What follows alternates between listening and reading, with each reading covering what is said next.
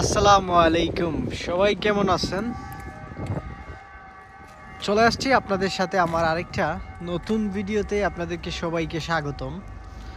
আর আজকে আমি আপনাদের সাথে যে ভিডিওটা নিয়ে আলোচনা করব, যে টপিকটা নিয়ে, সেটা হচ্ছে যে 2025 সালে ইউরোপের কোন দেশের জন্য আপনারা ফাইল জমা দিবেন, এই বিষয়গুলো নিয়ে আজকে আমি সম্পূর্ণ ভিডিওটা সাজিয়েছি। তো আশা করি যারা মিডল ইস্ট এবং বাংলাদেশ থেকে আপনাদের মনে বিভিন্ন ধরনের প্রশ্ন, যে এত চেষ্টা করতেছি 2025 সালে ভাই কোন দেশে চেষ্টা করলে আসলেই আমরা ভিসা পাওয়ার জন্য একটু আশাবাদী থাকতে পারি, আমি চলে আসছি আপনাদের এই ধরনের কনফিউশন দূর করার জন্য। আমি ইমরান আজকে চলে আসছি আপনাদের সাথে আমার এই ভিডিওতে। আমি এই সব বিষয়গুলো তুলে ধরবো এবং আপনি ডেফিনেটলি যদি সম্পূর্ণ ভিডিওটা দেখেন তাহলে আপনি অবশ্যই বুঝতে পারবেন, জানতে পারবেন এবং সিদ্ধান্ত নিতে পারবেন আপনি ইউরোপের 2025 সালে বাংলাদেশ থেকে অথবা মিডল ইস্ট থেকে কোন দেশের জন্য ট্রাই করবেন। তো দেরি না করে শুরু করা যাক আজকের এই ভিডিও। আর আপনি নতুন হলে অবশ্যই একটা সাবস্ক্রাইব করে দেবেন। 2025 সালে আপনাকে ফাইল জমা দেওয়ার আগে আপনাকে আগে সিদ্ধান্ত নিতে হবে আপনি সেনজেন দেশে আসবেন নাকি নন সেনজেন দেশে আসবেন। এখন এই সিদ্ধান্তটা আগে নিতে হবে, আপনাকে সিলেক্ট করতে হবে যে আপনার হাতে টাকা কত আছে এবং আপনি কোন দেশে যাইতে আপনার ইচ্ছা এবং আপনার ড্রিম কান্ট্রি কোনটা, অথবা আপনার সেনজেনে যাবেন নাকি নন সেনজেনে যাবেন, আপনার বাজেটের উপরে ডিপেন্ড করতেছে আপনি সিদ্ধান্তটা কিভাবে নেবেন। তো যাদের বাজেট 8 লাখ টাকার ভিতরে, অর্থাৎ যারা আমার মতো মিডিল ক্লাস ফ্যামিলি থেকে উঠে আসছেন বা আমার মতো মিডিল ক্লাস ফ্যামিলির যারা আছেন, যে ভাই আমাদের এত টাকা নাই, আমাদের 8 লাখ টাকার মতো একটা বাজেট আছে, তো যাদের 8 লাখ টাকার বাজেট আছে তাদের জন্য হচ্ছে গিয়ে নন সেনজেন কান্ট্রিগুলাই হচ্ছে সবচেয়ে বেস্ট। আর যাদের একটু টাকা পয়সা আছে, যে ভাই টাকা নিয়ে কোনো সমস্যা নাই, কোনো ঝামেলা নেই, আমার টাকা আছে, শুধু ভালো সিস্টেম বা ভালো মাধ্যম বা ভালো আসলে সিদ্ধান্ত নিতে পারতেছি না আমি কোন দেশের জন্য ট্রাই করব, তাদের জন্য সেনজেন দেশ হতে পারবে পারফেক্ট। তো নন সেনজেন দেশগুলোর কথা আসলে বাংলাদেশিদের মাথায় যে দেশগুলো সর্বপ্রথম যে দেশটা আসে সেটা হচ্ছে সার্বিয়া। প্রথমেই আমি সার্বিয়া নিয়ে আপনাদেরকে বেসিক কিছু বিষয় বলে দেই। এটা নিয়ে আমি অনেক ভিডিও এবং অনেক লাইভও করছি, আপনারা অনেকেই জানেন। সার্বিয়া হচ্ছে নন সেনজেন দেশ এবং 7 থেকে 8 লাখ টাকার ভিতরে আপনি বাংলাদেশ থেকে এই সার্বিয়াতে কিন্তু চাইলে ফাইল জমা করতে পারবেন 2025 সালে। তবে আপনি যে সার্বিয়াতে জমা দিলেই যে আপনার ভিসা হয়ে যাবে, জিনিসটা কিন্তু এমন না।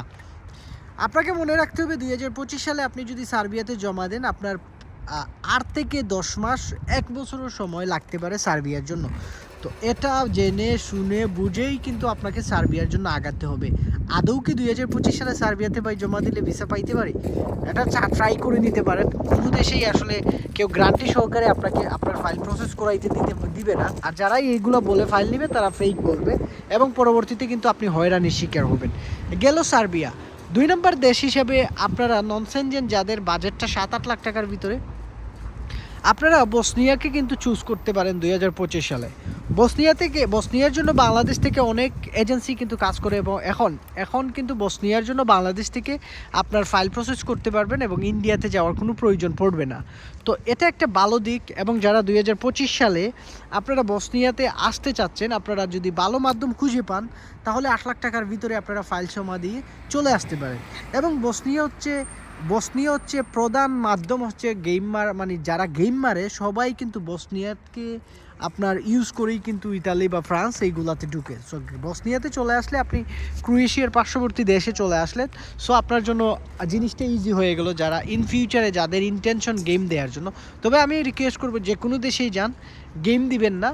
আপনারা কয়েকদিন পরে টাকার পরে ভালো অবস্থান থাকলে ওইখানেই থাকার চেষ্টা করেন এবং ওই দেশেই কিছু একটা করার চেষ্টা করেন। তো আশা করি বুঝতে পারছেন। 3 নম্বর দেশ হিসাবে নন সেনজেন 2025 সালে যে দেশের জন্য আপনি ট্রাই করতে পারেন সেটা হচ্ছে নর্থ ম্যাসেডোনিয়া। কিন্তু ইদানিং কিছু জায়গাতে দেখা যাচ্ছে যে ইন্ডিয়া না গিয়েও কিন্তু নর্থ ম্যাসেডোনিয়ার ভিসা করানো যাচ্ছে। আমি আদৌ 2025 সালে ইন্ডিয়াতে না গিয়ে কেউ ভিসা করাইতে পারে নাই। আর এটা একেবারেই আসলে আমি বিশ্বাস করি না এবং এটা আপনার নর্থ ম্যাসেডোনিয়াতে যদি ফাইল জমা করেন আপনাকে ইন্ডিয়া যাইতে হবে, কারণ অথরাইজ করে আনার কোনো সিস্টেম আপাতত নাই। এখন যারা বা যেসব এজেন্সিরা যারা অ্যাডভার্টাইজ করতেছে তারা জানি না যে আসলে তারা কীভাবে কী কেমনে কী করবে, তবে নিয়ম যেটা আপনাকে বলে নিয়ম আপনাকে মানতে হবে, নিয়মের কথাতে যদি আপনি যান তাহলে আপনাকে ইন্ডিয়া গিয়েই কিন্তু নিয়ম যেটা বলে, এমবাসি যেটা বলে সেটা হচ্ছে যে বাংলাদেশিদের জন্য ইন্ডিয়া গিয়ে ভিসা কালেক্ট করতে হবে, এবং সেটা আসলে বাংলাদেশে বসে সার্বিয়ার মতো কার্যক্রম হবে না। সো আশা করি নর্থ মেসিডোনিয়াতে আপনারা যদি যান 450-500 ইউরোর মতো আপনি ইনকাম করতে পারবেন, এবং নন সেনজেন দেশ হিসাবে এটাও সার্বিয়ার মতো একটা ভালো, মানে সার্বিয়ার মতো মোটামুটি কান্ট্রি হিসাবে ঠিক আছে। তো 3টা দেশের কথা বললাম 2025 সালে, আপনারা কিন্তু এইগুলোই ট্রাই করতে পারেন। তারপর আরেকটা দেশ হচ্ছে ছোটোখাটো একটা দেশ, সেটা হচ্ছে মলদোভা। এই 4টা মলদোভার দেশ নিয়ে ইদানিং আমি কিছু কমেন্ট পাইছি। 2025 সালে আপনারা এই দেশে জমা দিবেন কিনা, এই দেশেও জমা দিতে পারেন। এই দেশে বাংলাদেশিদের ফাইলগুলো খুবই কম পড়ে, সো আপনি যদি জমা দেন ভালো মাধ্যম আর খুঁজে পান তাহলে মোটামুটি ভিসার পসিবিলিটি থাকতে পারে। তবে খুব বেশি এজেন্সি বাংলাদেশ থেকে মলদোভা নিয়ে কাজ করে না, তো আপনাকে এজেন্সি খুঁজে আগে বের করতে হবে কারা মলদোভা নিয়ে অতীতে ভালো কাজ করছে এবং কারা করছে। মলদোভাতে গেলেও আপনি 450 ইউরোর মতো একটা টাকা ইনকাম করতে পারবেন। আরেকটা জিনিস আমি ফাঁকে দিয়ে বলে দেই, মলদোভাতে একমাত্র তারাই যায় যারা, মলদোভাতে ম্যাক্সিমাম বায়েরা কিন্তু যায় রোমানিয়াতে গেম দেওয়ার জন্য। তো নন সেনজেন দেশ হিসাবে যদি 2025 সালে আপনি মলদোভার জন্য ফাইল জমা করতে পারেন, তবে রোমানিয়াতে গেম দেওয়াটা একটু ডিফিকাল্ট, অন্যান্য দেশের তুলনায় একটু ডিফিকাল্ট। তারপর 2025 সালে আপনি কিন্তু রাশিয়া এবং বেলারুশ এই 2টা কান্ট্রিকেও কিন্তু চুজ করতে পারেন। এখন অনেকে প্রশ্ন করতে পারেন যে বেলারুশ এবং রাশিয়া থেকে ভাই আমরা যারা যাব, আমরা যদি রাশিয়া এবং বেলারুশে যাই তাহলে ওই দেশ থেকে আমরা অন্য দেশে মুভ করতে পারবো কিনা। মুভ করতে পারবেন, পৃথিবীর এমন কোনো দেশ নাই যে দেশ থেকে বাঙালি কখনো মুভ করে নাই। বাঙালিদের জন্য আসলে কোনো জায়গাতেই নাই। আপনি লিবিয়ার মতো একটা কান্ট্রি থেকে যেখানে 99% পসিবিলিটি থাকে মারা যাওয়ার, সেখান থেকেই কিন্তু বাঙালির গেম দিয়ে দেয়। সো বেলারুশ এবং রাশিয়া লিবিয়ার তুলনায় তেমন মানে কিছুই না, বুঝতে পারছেন? তো সেখান থেকেও আসলে যারা যাবেন, আসলে গেমের এই বিষয়টা বলতেছি কারণ ম্যাক্সিমাম বায়াররা রাশিয়া এবং বেলারুশ যায় শুধুমাত্র অন্য দেশে মুভ করার জন্য। অর্থাৎ আপনি 1 বছর পর চাইলে মুভ করতে পারবেন, 2 বছর পরেও চাইলে কিন্তু মুভ করতে পারবেন। সো আপনি বেলারুশ এবং রাশিয়াকেও কিন্তু নন সেনজেন দেশ হিসাবে চুজ করতে পারেন।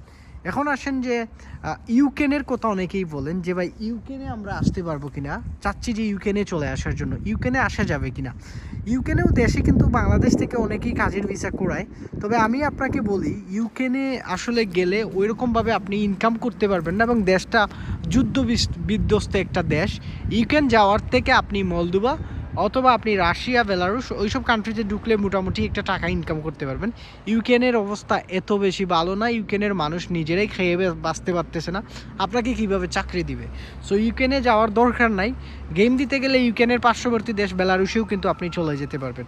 সো এই ছিল 2025 সালে আপনাদের মানে কোন দেশে নন সেনজেন দেশের জন্য ফাইল জমা দেওয়ার জন্য এই দেশগুলোকে আপনি সিলেক্ট করতে পারেন।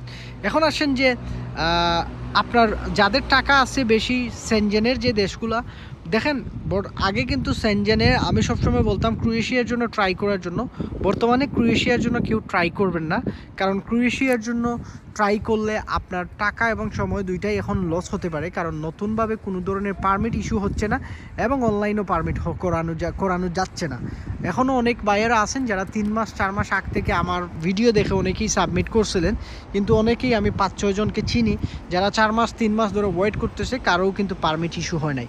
সো ক্রোয়েশিয়াকে ক্যান্সেল করেন হাঙ্গেরির জন্য নতুন করে ফাইল জমা দিয়ে টাকা এবং সময় দুইটা লস করবেন না।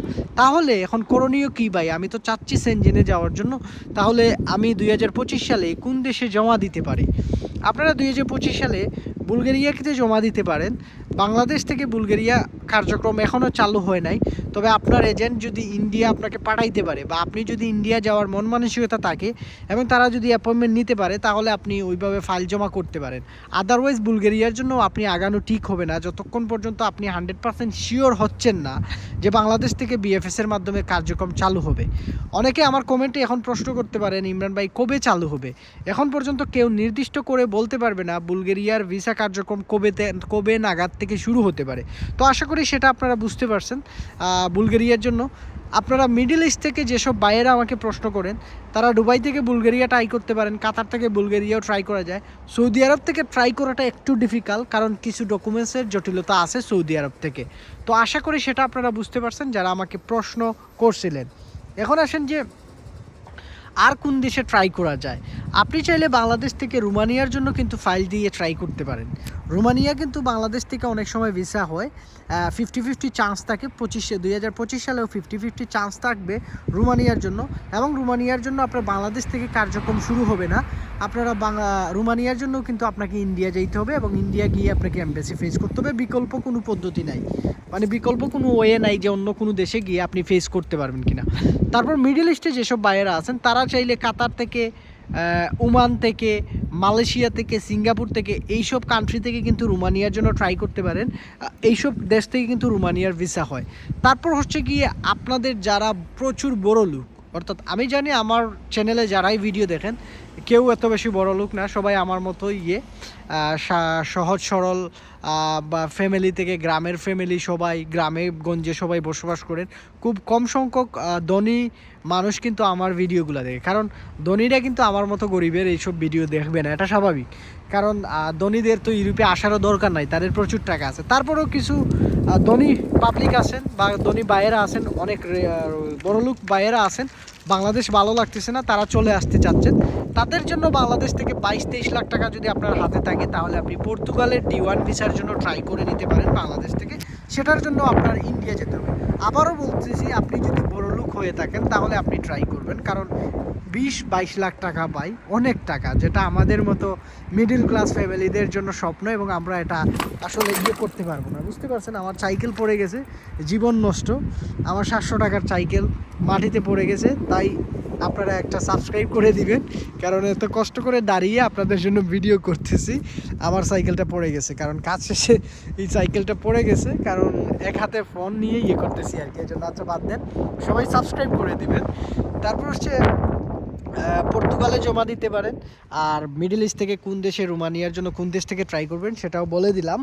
সো আর তারপর হচ্ছে কি আরেকটা দেশ সম্পর্কে না বললেই নেই, যে দেশটা নিয়ে আমি মাঝে মধ্যে আমি কাজ করি বা আমি ফাইল দিতেছি, সেটা হচ্ছে পোল্যান্ড। তবে পোল্যান্ডের জন্য আপনারা তখনই ট্রাই করেন যদি আপনার ওই দেশে কেউ থেকে থাকে, অথবা আপনার যদি ব্লাড কানেকশন কেউ থেকে থাকে, তাহলে আপনি বাংলাদেশ থেকে পোল্যান্ডের জন্য ট্রাই করতে পারেন, অথবা সিঙ্গাপুর থেকে পোল্যান্ডের জন্য ট্রাই করতে পারেন। তবে 1 বছর সময় যদি আপনার হাতে থাকে, আবারও বলতেছি, যে কারো মাধ্যমে পোল্যান্ডের ফাইল জমা দিলে আপনার পারমিটও উঠবে না, তারপর হচ্ছে ভিসা তো আর হবেই না, কারণ ভিসা রেশিও এত মানে বেশি ভালোই না, খুবই রেয়ার।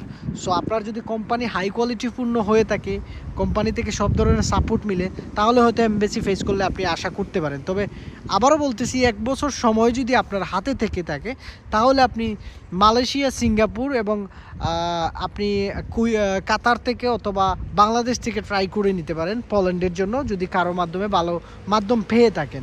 তো আশা করি সেটা বুঝতে পারতেছেন। আমি বলে দিলাম, আগেই বলছি যে অনেকে কমেন্ট করতে পারেন যে ভাই পোল্যান্ডের তো অবস্থা ভালো না, রেশিও ভালো না বা না। আমি আবারও বলছি, সময় যদি থাকে এবং ভালো মাধ্যম যদি পান তাহলে ট্রাই করবেন, আদারওয়াইজ না। আর না হলে যে দেশগুলোর কথা বলছি, পর্তুগাল, রোমানিয়া, বুলগেরিয়া, এই কান্ট্রিগুলো আপনি ট্রাই করতে পারেন, এবং এইগুলো ট্রাই করলে আশা করা যায় মিডল ইস্ট এবং বাংলাদেশ থেকে আপনি আশানুরূপ 2025 সালে করতে পারবেন। তো সবাই ভালো থাকবেন, সুস্থ থাকবেন। আমি ইমরান ছিলাম ইতালির রোম সিটি থেকে। আজকে আমার এই ভিডিওটা আপনাদের সাথে দিলাম। আশা করি 2025 সালে কোন দেশে জমা দিবেন সেই দেশ নিয়ে আর আপনাদের কোনো ধরনের কনফিউশন থাকার কোথাও না। যেভাবে আপনাদেরকে বুঝিয়ে বললাম, চেষ্টা করছি যতটুকু পারার। সো সবাই ভালো থাকবেন, সুস্থ থাকবেন। বিদায় নিয়ে নিচ্ছি। আল্লাহ হাফেজ, আসসালামু আলাইকুম।